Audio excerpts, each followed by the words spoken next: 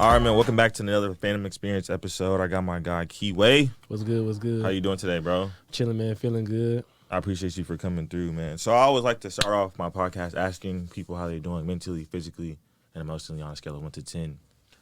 Mentally, I'm probably like at an 8, 9. Yeah. I'm always feeling good. I don't ever be too down. Yeah. Emotionally, physically, you straight?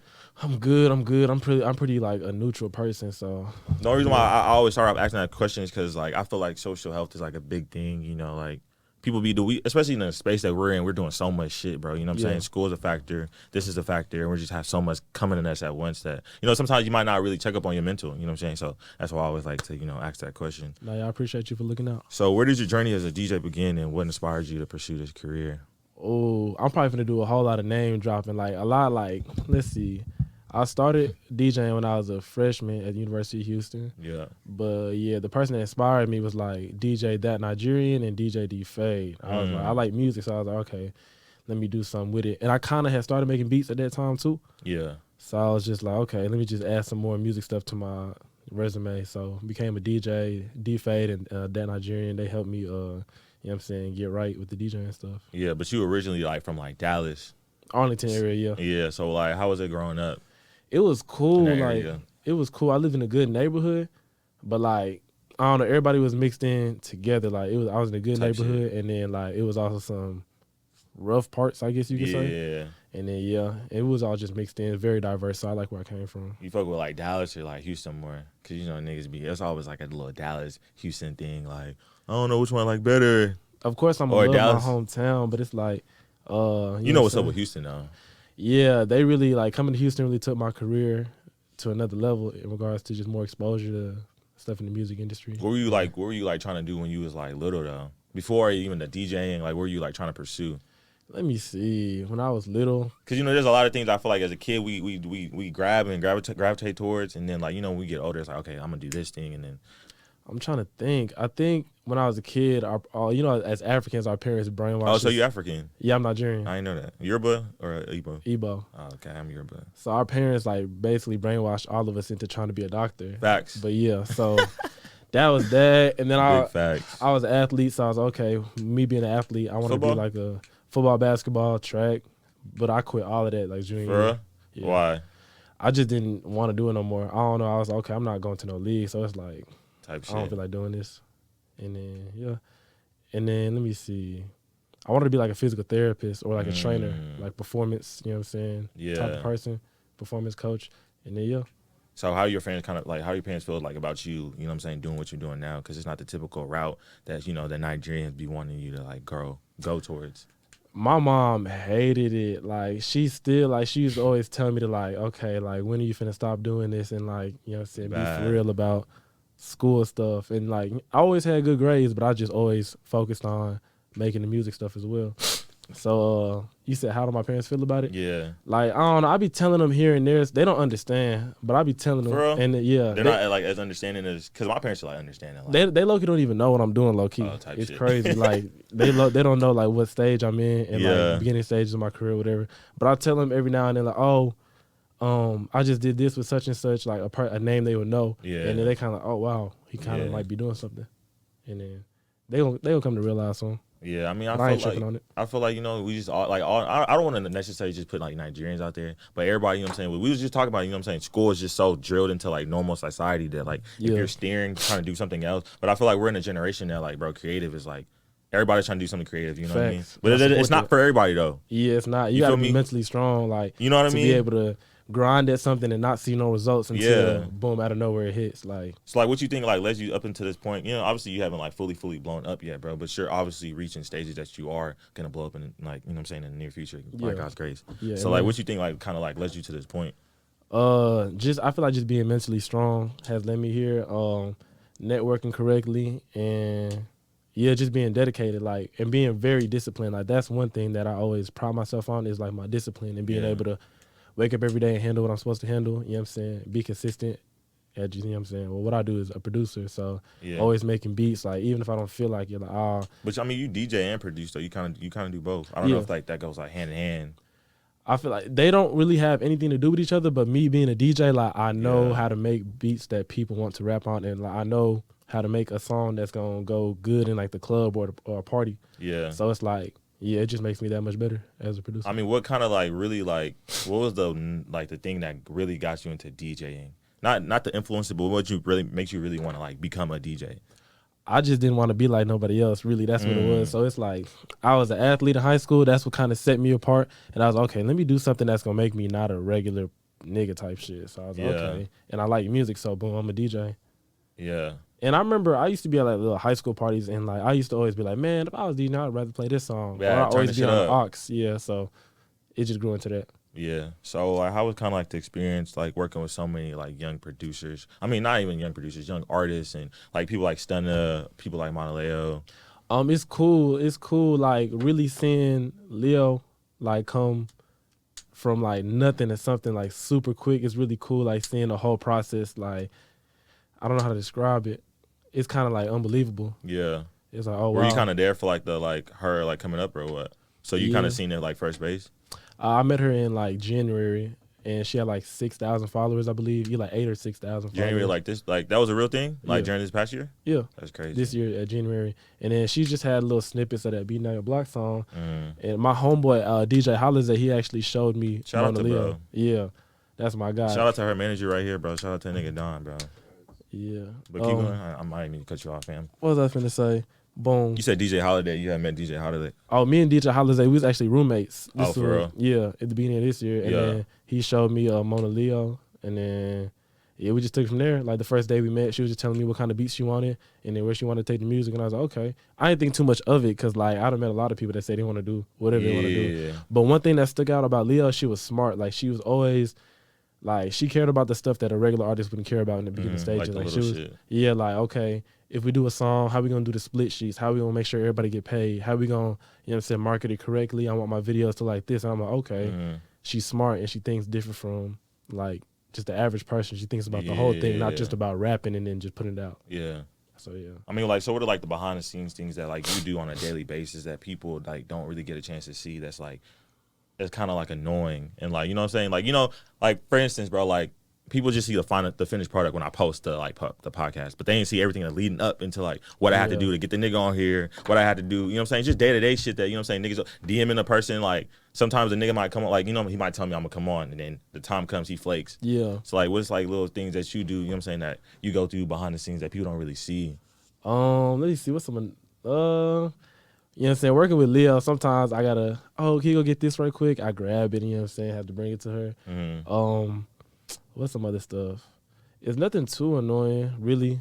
I kind of get annoyed, like if I'm in the studio session playing beats and the artist be like, this hard, next beat. That's hard, but next beat, I'd be like, damn. Yeah. That'd be kind of like annoying, but I always get it right. It'd be frustrating like having to go through like hella beats, like, you know what I'm saying, for the right person to like pick the right thing. So how you feel right now about like the hip hop culture in Houston right now? In Houston, it's crazy. Like it's definitely fit to be like the next like central hub for like people gonna start coming here to blow up. Yeah, like, you think so? Shout out to Atlanta. Like Atlanta's still doing their thing, and they'll always probably do their thing. But like I feel like now Houston, like I think we have one of the best nightlifes for sure. In the country, I would say. I'm not too much of a club nigga though, but like I mean, I be thinking niggas come to Houston for the clubs, the girls, the thick women, quote unquote, type and then shit, girls, bro. Like that's what like I feel like that's what like Houston like represents. You know what I mean? Like that's really what we're known for. But I feel like, you know what I'm saying? I was like, you know what I'm saying? We were speaking on good food. We were speaking about this outside. Like, I feel like we're like the next generation to really change shit and turn shit up in Houston. Like, you know what I mean? Like, for sure. A lot of people, you know what I'm saying? All respect to the people, you know what I'm saying, who had their time. And like, Travis always gonna have his time. You know, Maxo always gonna have his time. Like, they're just respected, you know what I'm saying? They're solidified in the game for sure. Yeah. But like now it's like, you know what I'm saying? The Monaleos, you know what I'm saying? Even the people who aren't the face, like managers, DJs, producers, like we're all like, you know what I'm saying? If we all work as a collective to like blow Houston up. Because I feel like Atlanta be working together, you know what I'm saying? Like collectively. And that's why they are like the way they are and why they put out so many great people and you know what I mean? I lucky feel like Houston works together as well too. You know what I'm saying? I feel like we're starting to. Yeah. It wasn't a thing. Because we see our potential now, like like within ourselves, we see our potential. So it's like, okay, let's all just work. Like, especially I feel like the producers in Houston, we all kind of fuck with each other pretty much. Yeah. You know what I'm saying? It ain't never been no issue. I mean, who are some of the producers that you do be like messing with and kicking it with? Or chatting with? Damn, a lot. I don't want to forget no names. I fuck with my nigga Vando. Vando is like one of the first people in Houston to ever like just constantly invite me to the studio when I had like nothing going on. Yeah. Shout out Vando. Homeboy Cub Scout. Who else? Let me see. Yeah, I don't want to forget nobody. I don't know. It's a lot of people I work with, but I shout out to everybody. No Limit Sean going crazy, doing his thing with Young Boy. Yeah. I don't know if you know this producer. His name is like Young Code.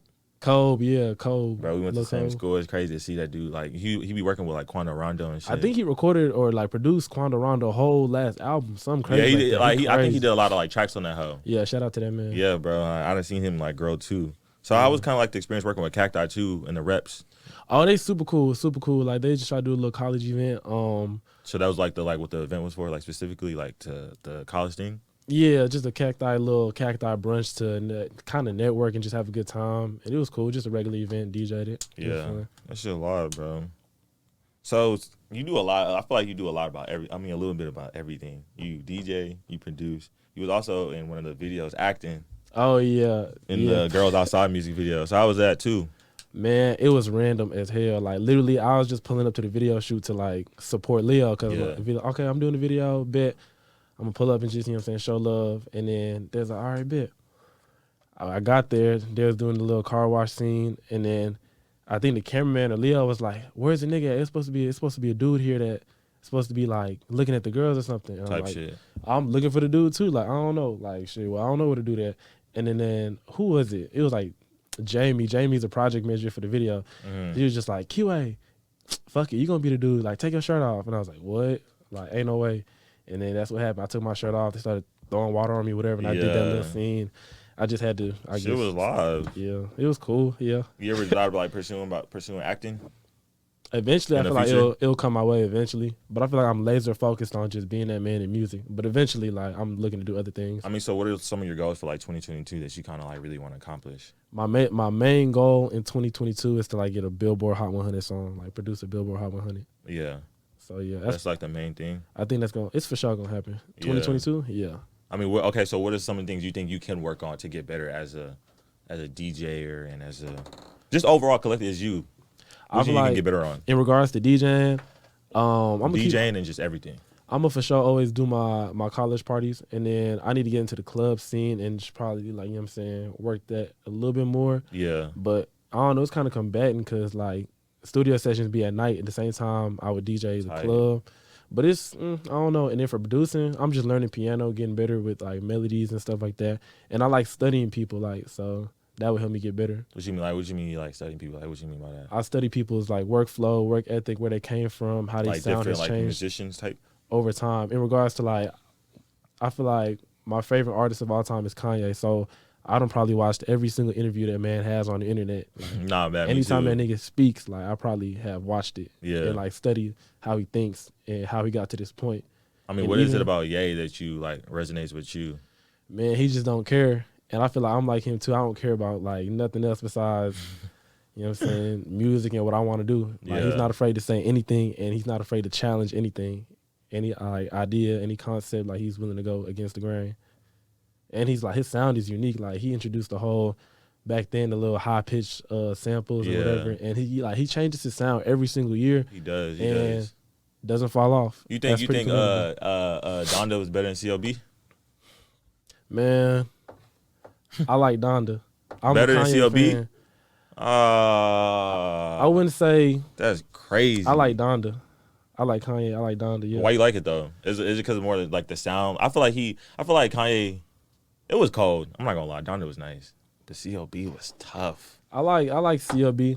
Sometimes I feel like I can predict like what Drake would say sometimes, but like he's the GOAT, so you know what I'm saying? Drake's the GOAT as well. I follow both of them. I just find myself playing Donda more. Yeah. No, I'm already knowing, bro. People always have their like, you know, person that they gravitate towards. Don over there laughing. Donovan, he is a super Drake fan. But I'm a super Drake fan too, 'cause he's the GOAT. I ain't gonna lie to you. Well, I mean that's just how I feel personally. I wouldn't even call myself a fan. I think it's just certain people you have to give your respect to. I for sure give my respect to Drake, yeah. Like it's really hard trying to like debate the GOATs. You know what I mean? Like we can't really put it like a numerical order. It's just all them niggas are Yeah, they goats. cold. Kanye cold, Drake cold. You know what I'm saying? All of them. It would be a pleasure to work with both of them. Bro, God willing, you will, bro. Yeah. You know what I'm saying? You just got to speak that shit to existence. Facts. We on that. Nah, Yeah. fact. Big facts. Yeah, I'm cool with some of the people that's on Drake team too. So Shout out OVO.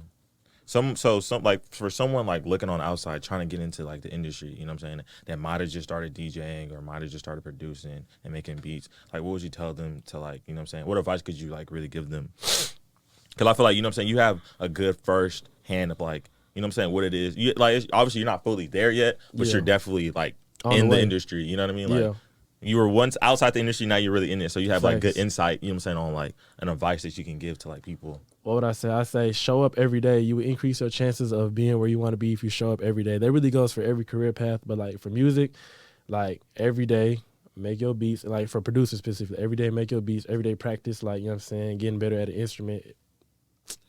It's not required, but I would say that. Yeah. And it just show up every day. Like, boom, if you like get invited to the studio, go. Like, it don't matter. Like, work with everybody and anybody. Just like keep on forcing, pressing the issue until something pops off. And what if somebody, you know what I'm saying, combated that question with like, damn, my nigga, like I've been grinding for like 4 or 5 years, like, and I still haven't seen any results yet. Like, what would you tell that person? You got to talk to the right people. See who's in charge. You know what I'm saying? See who's in charge of what's going on in your area. Like, you know what I'm saying? Yeah, see who's in charge of the people. Like, who's at the top people in your area. Mm-hmm. I don't want to just like name drop people, but like, I don't know. It's a lot of people that helped me along the way. I mean, I feel like you could like kind of like, I mean, I don't feel like it's like name dropping in a bad way. I feel like you're kind of just showing respects to like people who helped you along the path, just to get to where you at. Facts. Shout out my man Mosa. I think Mosa was like one of the first people to rap on my beats. Yeah. Mosa, he's an artist with Rap A Lot, A-Team. Oh, for real? Shout out Jazz Prince. Also, he helped me a lot too. We was in studio sessions. He was like one of the first people to kind of pay attention what I had going on, him and Mosa. Bro, have you ever heard his dad's audiobook on Apple? You talking about J Prince? Yeah. I'm actually reading this book right now. Bro, like the actual book or like the audio? The actual book. Bro, is this the same thing as this right here? Bro, this hoe is so crazy. I just finished this hoe like last week. The Art of Science of Respect. Yeah, I'm reading it right now. This hoe is amazing. Like I always knew why. Like I didn't always know why he was. I just knew he was respected, but I didn't really know why he was respected. And then like you read the story and like read the book of like what he went through. You know what I'm saying? Being from Fifth Ward and everything that he went through, bro. Like it's like amazing. Like damn. Like you know what I'm saying? Like he's one of J Prince is one of the main reasons why the South is is what it is for music. Yeah, like, bro. We didn't get no respect back then, but he like demanded respect out of the labels and everybody. So that shit's really, really, really crazy. Shout out to them, man. I wanted to ask you my last question to you, bro. Who's someone you would like to see on the Phantom Experience, and you would have to help me bring them on? Anybody. It could be any talented person, anybody, bro.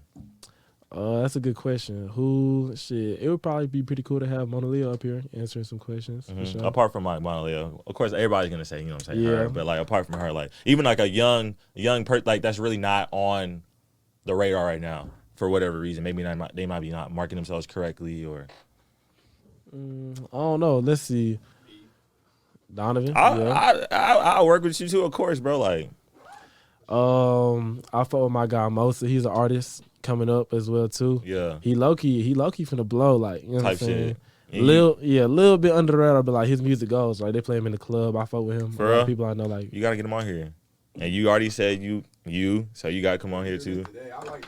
You a good guy, bro. I definitely rock. I appreciate you, bro. Navon back there, my boy Navon. Bro, all the guys, man. I respect all the people right now, young. I consider ourselves like young entrepreneurs, bro. Yeah, that's what he is. Like we all, you know what I'm saying, we're all working towards trying to get to that. Bro, I just, you know what I'm saying, like I always envisioned interviewing Travis Scott, bro. Like I'm trying to do the unthinkable, you know what I mean? Yeah. Like we all young entrepreneurs trying to get it, you know what I mean? And Thanks. seeing, like, I never hate on no nigga, like, you know what I'm saying? Like regardless of like, you know what I'm saying? I don't even, like, you know, I met y'all today, you know what I'm saying? I can always like already see that I'm having like probably like a good relationship with y'all and shit like that. Thanks. But even like the people that I don't know, bro, like I just want Houston to like collectively come together and like just us build, bro. And, like everybody go crazy in their own respectable fields, like whatever you do, you know what I'm saying? For you that's DJing, for you that's managing, for you do, you know what I'm saying? Everything that we do, you know what I'm saying? Just You know what I mean? So I just be wanting Houston to come together, man, and you know what I'm saying, facts. turn the city up, bro. It's gonna happen. It's gonna happen. That's why I really wanted you to come on today, bro. And you know what I'm saying? I appreciate you first off for coming on, man. And No problem. everybody in the Thank you for room, having bro.